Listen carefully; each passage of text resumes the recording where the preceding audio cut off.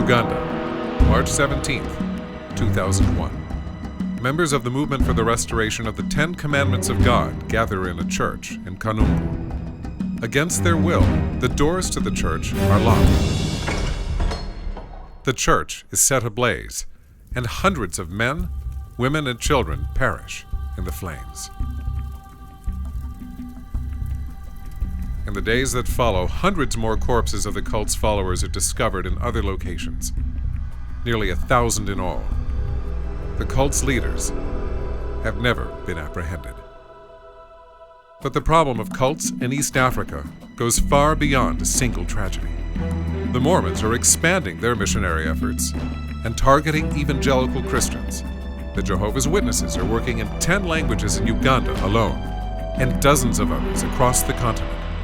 We found some Watchtower magazines in one of the Baptist pastors' house, and he didn't know, there was any problem with the Jehovah's Witnesses. He said, they visit me, they are teaching me pastoral work. Lesser-known groups from Europe and the United States are aggressively establishing churches and sowing division and confusion. It's evidence of either wealth or conversions by those groups happening, because they are sort of looking into the future and putting up such huge structures. I think the campuses are a prime target for cults. So there are lots of students who probably don't quite understand these groups, or they don't know how to argue or how to defend their faith against what the cults are teaching.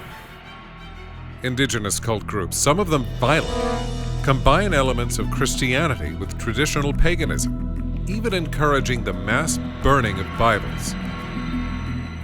Witchcraft is being mixed up with Christianity, so fake teachers are using the Bible and witchcraft. Health and wealth gospel preachers, imitating the worst of the televangelists from the United States, promote heresy. Some of them openly robbing and exploiting countless naive and undiscerning Christians, causing wave upon wave of scandal, bringing the gospel message into disrepute, and leaving a trail of disillusionment and devastation. It's very challenging. People are taken advantage of. They are being conned of their property. Healthy people, sick people are being misled of medication.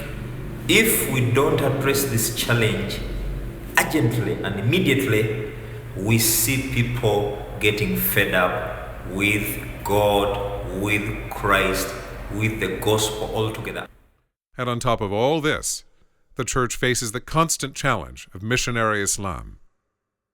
The majority of pastors in Africa today have little or no formal ministry training, making them and their congregations constantly vulnerable to the deception of cultic groups. Well, the problem in general is with training. In fact, many of the pastors have had no biblical training at all. The church in Africa has been described as a mile wide and as an inch deep. In fact, could even be half an inch deep. Yes, while we are registering many conversions into Christ, we are not producing an equal quality of pastors who are grounded, who rightly divide the word of truth. And because of that lack of quality leadership, our people are prey to deceit, to deception of all kinds, including cults.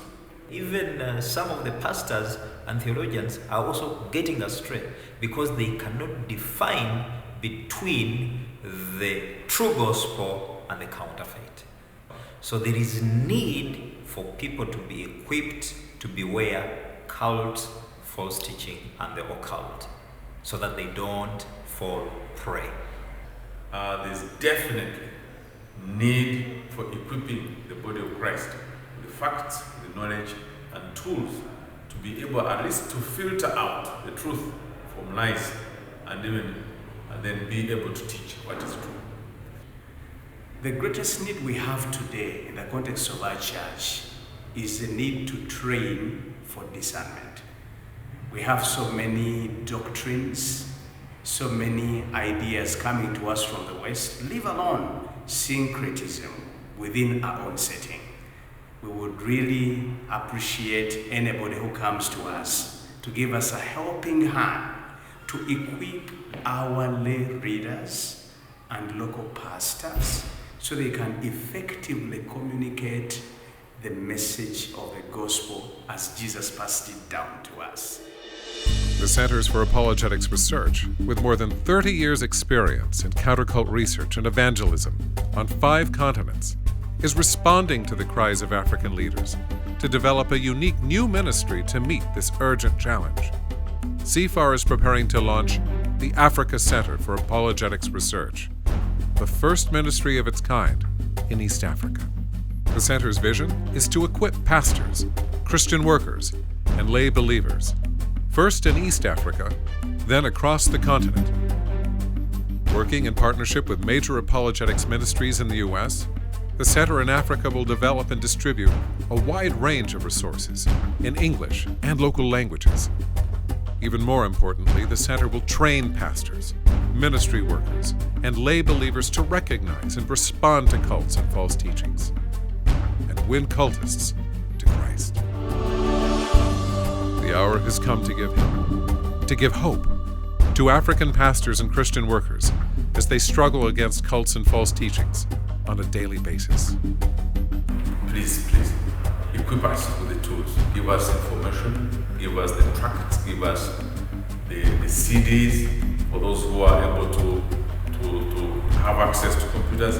Give us the information. People who will come and teach us and teach our people. That's why we need to address the false teaching, the cults, and the occult immediately. Actually, not later, but now.